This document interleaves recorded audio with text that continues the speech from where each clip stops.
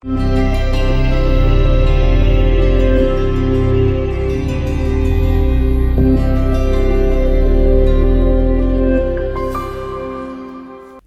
of fair competition has been a priority for the Kazakh government. I'm joined today by Marat Omarov, Deputy Director of the Agency for the Development and Protection of Competition. Thank you, Marat, for joining us today. If you could tell us why it is important to develop competition in the country. Well, thank you for inviting. Developing competition is the main priority of our economic policy, of our government, our president.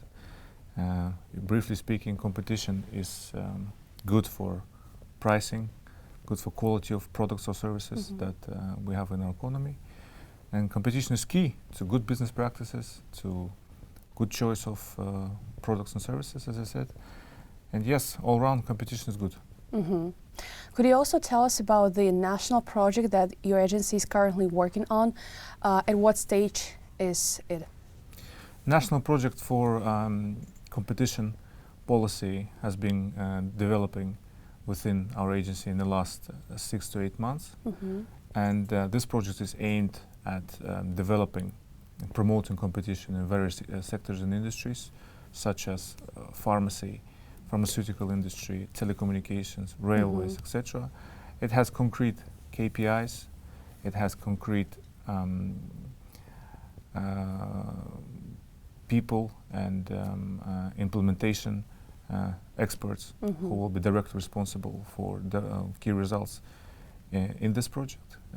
This project includes various sectors, as I mentioned before, and it's being developed right now, and we hope it will be finalized within a couple of months. And what are some of the specific measures that need to be taken to fulfill the task of developing competition here in Kazakhstan? There are various initiatives, in different sectors. Some of them I can share with you at the moment. For example, we are working closely with various ministries to specifically target barriers and to entry for new businesses. For example, in telecommunications, we work together with our colleagues from the Ministry of Innovation and Digital matters, and this this project is aimed at bringing a third operator in mobile sector together with the committee and all the stakeholders involved. For example, in railway sector, we work closely with Ministry of Industry to promote competition in cargo and railways, to make sure that new private companies can work together with our KTZ, for example, KTZ Express. In pharmaceuticals, we work closely with Ministry of Health to make sure that we have good prices and good quality in this sector. To promote competition, we work with their Center of Expertise to make sure that new companies can come in, produce local drugs, generics as we call them, to make sure that we're not too dependent on international drugs and big pharma as we call them, to make sure that we have good ample choices of drugs here in Kazakhstan and at reasonable prices. Another question that I was wondering about is how could the competition be developed in areas where there are monopolies? So how could the role of monopolies be reduced? Very good question. We operate, as you know, in an small open economy. There are lots of official natural monopolies, as we call them, lots of hidden monopolies that we try to identify with our analysis. But one of the measures that we take to combat those monopolies is through two mechanisms, two approaches. First one is, as we call, a soft approach, where we speak to large monopolies and tell them such and such business practices are not good. We have a lot of complaints. You should alter your policy, maybe review your pricing strategies. Maybe you review your business practices to make sure that you behave properly and you do not breach any serious competition laws in Kazakhstan. Second, which is, as we call, ex-ante measures to prevent monopolies doing their damages to the economy by excessive pricing and bad practices, and consumers being forced to overpay. Second, if we don't reach that conclusion, we have our enforcement, hard measures that we have against those monopolies. We can charge them. We have strict competition breach mechanisms and laws and enforcement teams who can basically enforce those antitrust and anti-competitive behaviors on businesses and monopolies, which we try to, in our later practices, not to abuse too much, because it takes a lot of time, a lot of human resources to do. But happily, we are using the first mechanism pretty well at the moment. So these are two of our main, basically, instruments to combat monopolies. Were there cases before in the work of the agency where you had to use the hard measures, so the second type of measures that you just mentioned? Yes, if we see clear violations of antitrust and competition law practices by businesses, we enforce. For example, in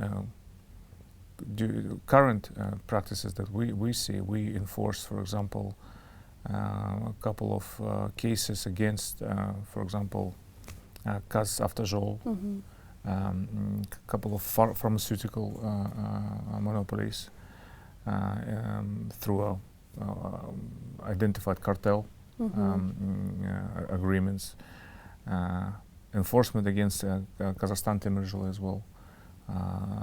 So yeah, a lot of cases like that against natural monopolies, but also against, for example, smaller monopolies, private monopolies that breach competition law. For example, in markets like pharmaceuticals, food industry, where we saw traders putting excess markups on their products, and, for example, masks and anti-sanitizers. Yes. We saw those cases where traders charged more than they were allowed to. So there are a lot of cases that we see day to day, but again, as I mentioned, we try to do not bring them into courts. So your agency has been working for a bit more than a year now. If you could tell us about some of the major achievements and some of the challenges that you faced so far over the year. Yeah, thank you. It's been actually just over a year since we've been established.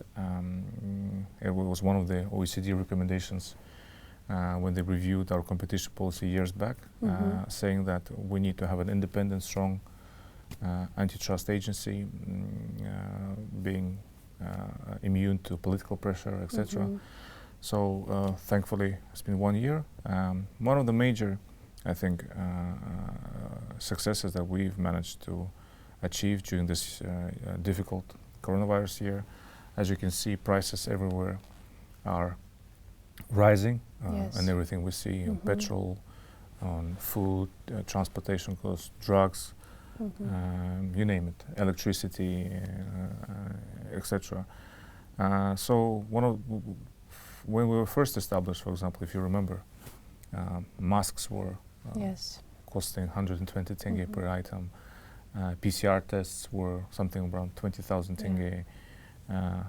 Drugs that were people using to combat COVID at home were expensive as well. So within the first couple of months, we managed to break that trend. And now you can see that PCR tests are no more than 6,000 tenge. Masks are available at good prices. Drugs, if you want to buy to treat coronavirus at home, have been reduced substantially. We've managed to keep good control on prices across the sector. So on petrol prices, on food prices have been kind of capped at the moment. But that's not it. We will say that antitrust agency is not a price regulator. But sometimes when markets fail, we have to step in. If businesses abuse their dominant power, if businesses charge excessive prices, if markets generally don't work, if supply and demand do not meet, then we step in. We have to interfere. But to Mark's clear goals that we have achieved, as I mentioned, is difficult because we try to work as an analytical center for other government agencies. So, as I mentioned before, we provide advice of how to promote competition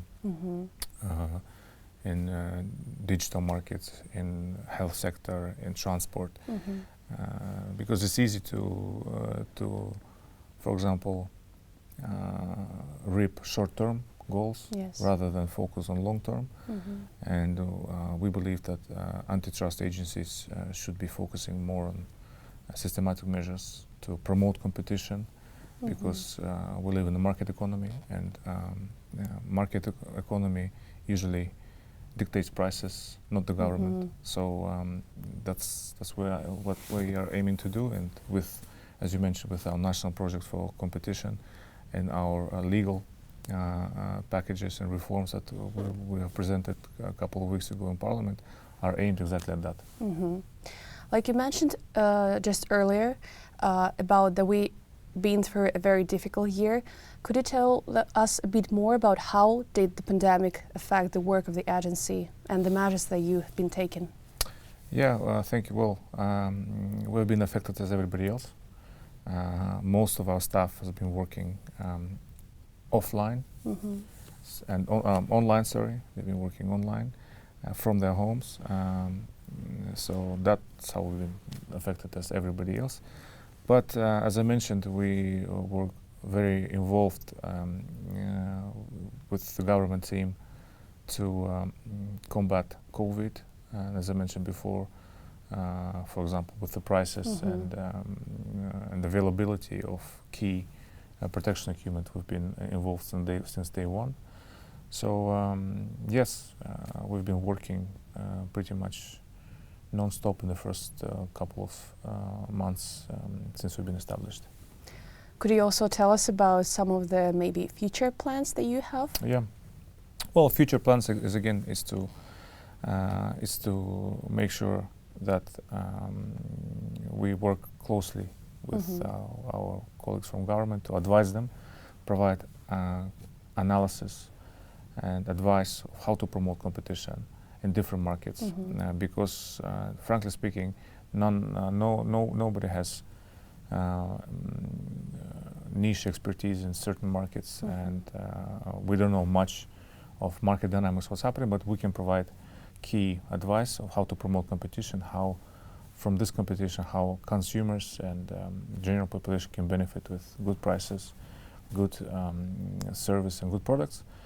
And we also advise businesses and we educate businesses and general public on what is competition law, what is a good competition behavior is, what is anti-competition competitive behavior looks like, what are the options, and etc. So it's more often the plans are to educate the wider public on competition policy, because frankly speaking, most of the businesses, they don't really know that they've been violating these kind of laws, and what can be foreseen as a anti-competitive behavior.